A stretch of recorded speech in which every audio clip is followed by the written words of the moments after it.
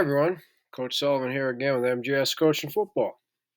To my subscribers, I thank you, and to non-subscribers, I hope I tease you into pushing the button.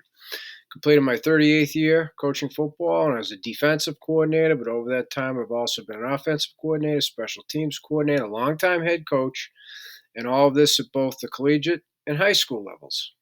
In this presentation, what I'd like to talk to you about in our 3-4 package is what we call the Okie front, okay?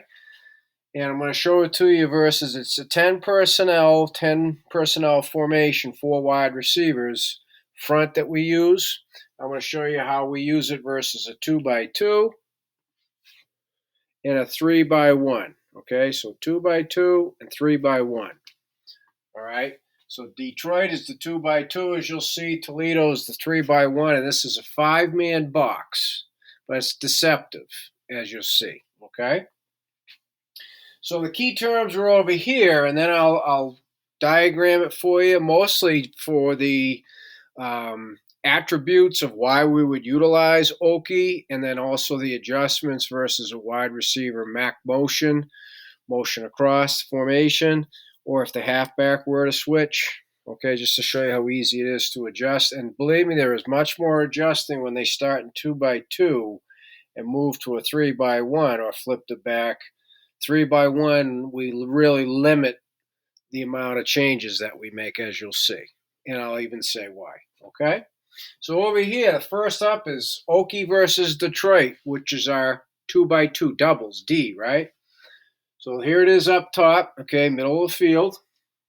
So when it's versus Detroit 2x2, we want the 4i opposite the halfback. Okay?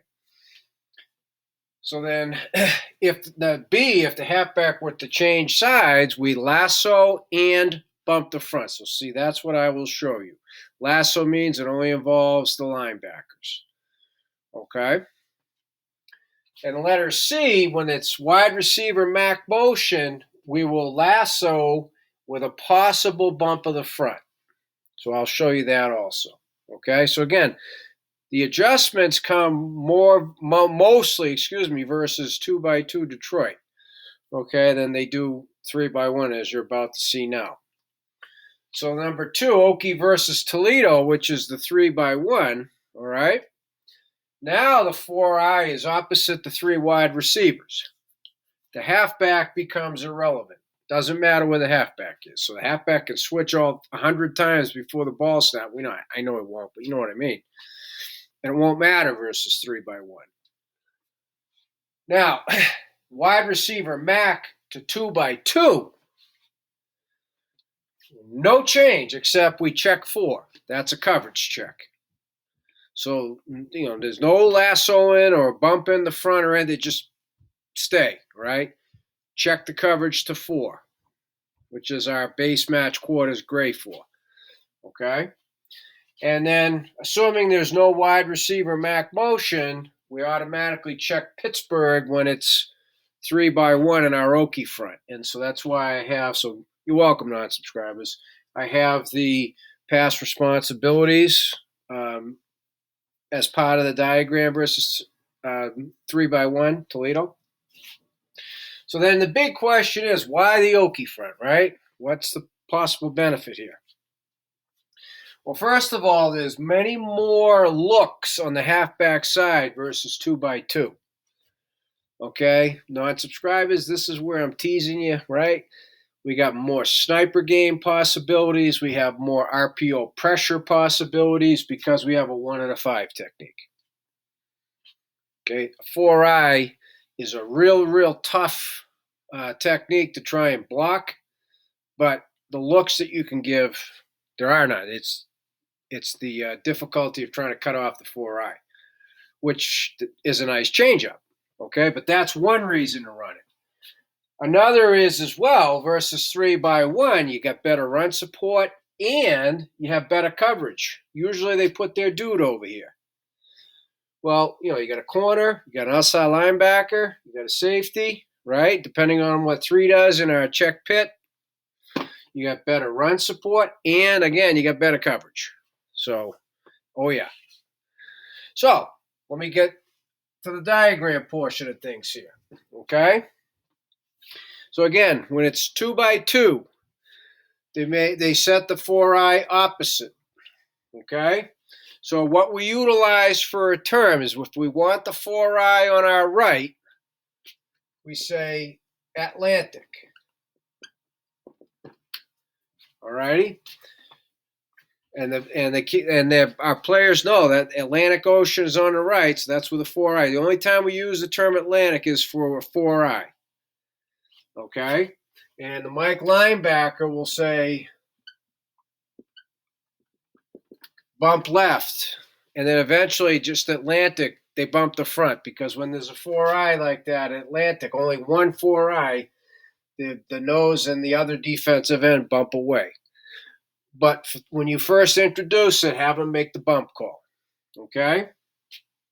So see, a halfback's in a west, going to say Atlantic, Atlantic, Atlantic, bump left. So then what that means, let's start off over here. The outside linebacker, also opposite the halfback, aligns 4 by 2. It's still orbit because 2 is removed. And 4 yards is this way, 1, 2, 3, 4. And the 2 is his up toe is on the heels of his defensive end. That puts him about 2 yards from the butt of the tackle. That's good. That's a tangible landmark. That's perfect. If you don't give him tangible landmarks, he's going to be 3, 4, 5 yards deep, and you're going to be pulling your hair out. Move up. Give him a tangible landmark. 4 yards they can get. The 2 is the heels of your DN. There it is. Boom. Done. Okay? So now your Mike linebacker puts his inside toe on the center's near toe, puts him in an A split on the center.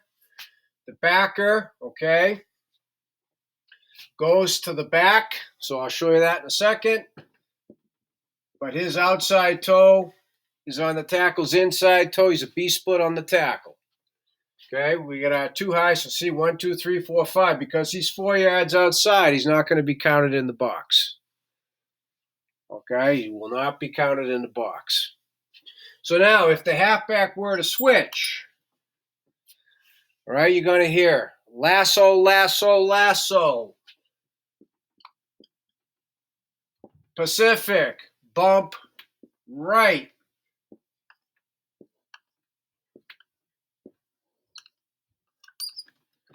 Okay, so then now he'll detach and he'll get to the 4 by 2. So it might seem like a lot, it really isn't. It really is not. Okay, but that's what happens. That's the lasso and the bump. See, the backer goes to the halfback. They're going to take the time to switch. He's got to get set and be set for a count. We've got the time to switch. Okay? Yes, no, maybe? All right. And then when the wide receiver, Max, let me go back to the beginning. Keep the back over here. Okay? That's why I didn't change it wholesale. So what's meant by now, right? Wide receiver Mac, that's motion all the way across. Motion all the way across. It's automatically going to be a lasso, but it may not be a bump. Okay? It may not be a bump. Because if it's that kind of Mac motion, right, there isn't even going to be a lasso. There isn't a need, because that's how it's going to line up. But if it's this one, it's going to be a lasso and a bump. You see what I mean? Because the backer, as we get down to here, goes to the 3 receivers, right? We want the 4 by 2 and the 4i opposite the 3 wide receivers, so that's why it's a little bit different. Okay?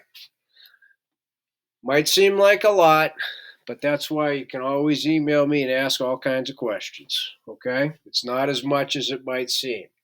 So down here versus the 3 by 1, when they come out in 3 by 1, it is so much easier. Okay? It's automatic. 4i. So here's your Atlantic. Bump left. Our standard rule. Okay?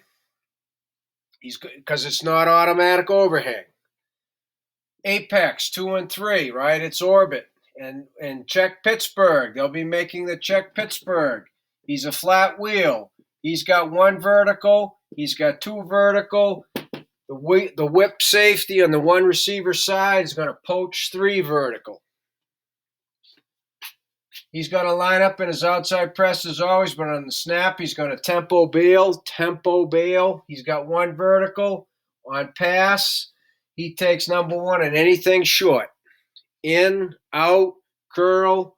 See, there you go. You got 2 over 1. If 3's vertical, you still have 2 playing that dude. Whoa. If 3's not vertical, now you got 3 playing that dude. That's what I mean by it is better run support. It is better pass coverage, right? Boom. So now here it is. If we get the wide receiver Mac motion, we're not going to change it. But it's harder for college kids as well to go from 2x2 to 3x1. I mean, and then 3x1 to 2x2 is harder for them to adjust to. Okay, so we just say no change. Just check 4. Get back to our match quarters. Check 4. 2x2, we're in gray 4. 3x1, it's check pit.